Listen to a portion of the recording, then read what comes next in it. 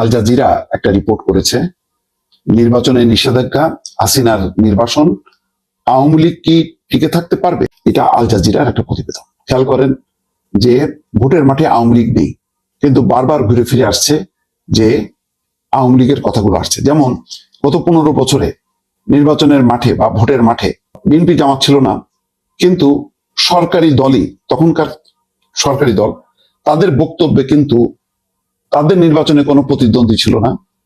মানে জাতীয় পার্টি আর কোনো প্রতিদ্বন্দ্বী হিসেবে কেউ মনে করতো না আওয়ামী লীগের। যাদেরকে প্রতিদ্বন্দ্বী মনে করা হতো বিএনপি জামাত, তারা মাঠে ছিল না, কিন্তু আলোচনায় থাকতো বিএনপি জামাত।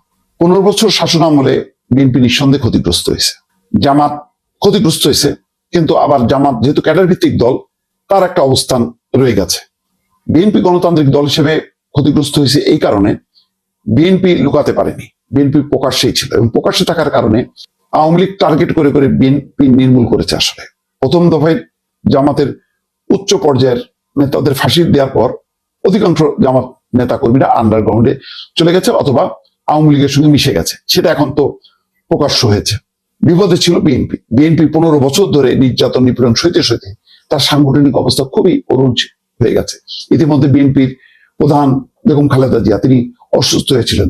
লাস্ট 8-10 বছরের তার রাজনৈতিক কার্যক্রম ছিল না। লন্ডন থেকে কোন রকমে তারেক রহমান টিকিয়ে রেখেছিল।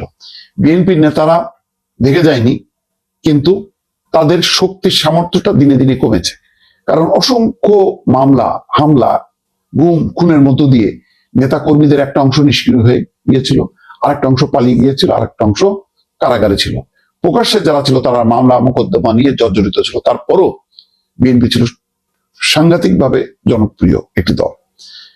শেখ হাসিনার পতনের পর বিএনপির অবস্থা কি হলো? বিএনপি সেই সাংগঠনিক দুর্বলতা কিন্তু দেখা গেল। তখন টিকে ছিল, মানুষের সমর্থন ছিল, কিন্তু যখন শেখ হাসিনা পালাই গেল তখন বোঝা গেল যে তাদের কোথায় কোথায় শূন্যতা। সেই শূন্যতা পূরণ করতে তারেক রহমান দেরিতে আসা বিএনপি যথেষ্ট পরিমাণ তার খেসারত দিচ্ছে। এখনো নির্বাচনের মাঠ সে গোছাইতে পারে। তারপরও যেহেতু নির্বাচন, বিএনপি আস্তে আস্তে গোছায় উঠছে, জামাত আরো ভালোভাবে গুছিয়ে গেছে। আওয়ামী লীগ কি হবে? অনেকে বলছেন যে যদি এই নির্বাচনটা হয়ে যায়, আওয়ামী লীগের আর মানে টিকে থাকার কোনো সম্ভাবনা নেই, আওয়ামী লীগ মুছে যাবে।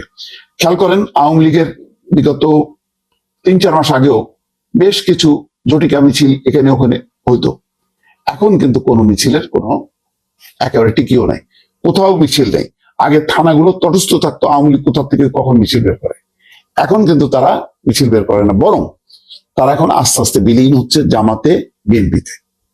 তৃণমূলে বিএনপি মনে করছে যে আগামী দিনে যেহেতু নির্বাচন হবেই, সেখানে তাদের ভরসার জায়গা এখন জামাতের তুলনায় বিএনপি।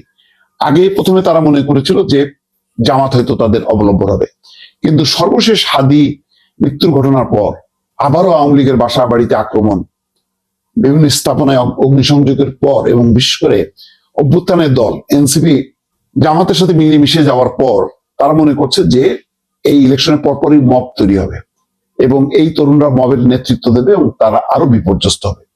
এখন তারা তাদের অস্তিত্ব রক্ষার জন্য বিএনপিতে যোগ দিয়েছে বা বিএনপিকে সমর্থন দিয়েছে। এই অবস্থায় কিন্তু নির্বাচনের পর সরকার গঠন করুক বিএনপি বা জামাত, সেখানে কিন্তু আর আওয়ামী লীগের অবস্থান নেই।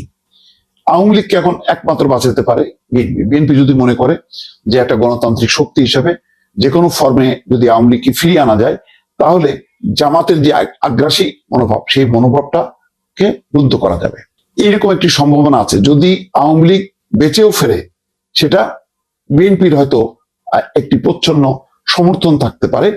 বিএনপি তার নিজের অস্তিত্ব রক্ষার স্বার্থে হয়তো আওয়ামী লীগকে অ্যালাউ করতে পারে। এছাড়া আওয়ামী লীগের আর কোনো সম্ভাবনা নেই।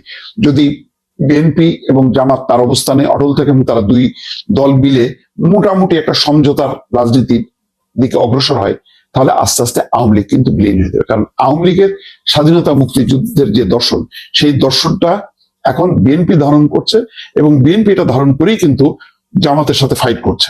তৃণমূল পর্যায়ে আওয়ামী লীগের নেতা কর্মীরা মনে করতে পারে যে তাদের স্বাধীনতা মুক্তিযুদ্ধের এই কনসেপ্ট তো বিএনপি ধারণ করছে, সুতরাং এখন বিএনপির সাথে আমাদের একীভূত হওয়ার আর কোনো সমস্যা নেই। বরং আমাদের অনেক সেফটি সিকিউরিটি দিক দিয়ে সেটা ভালো হবে, এরকম একটি পরিস্থিতি হবে। তার মানে নির্বাচন হবার পর যে রাজনৈতিক পরিস্থিতি হবে, সেই রাজনৈতিক পরিস্থিতির মধ্য দিয়ে আওয়ামী লীগের অবস্থা আরো ক্ষীণ হয়ে যাবে বলে অনেকে মনে করছেন। দর্শক।